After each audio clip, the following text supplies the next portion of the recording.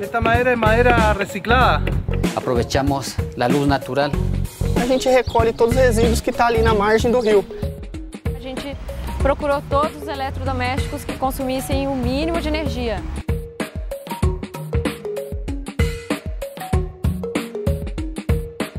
Con las bolsas plásticas biodegradables, forma flores, forma prendedores. Eu reutilizo as embalagens plásticas para fazer porta-retrato. Fio velho, por exemplo, vira corda, varal.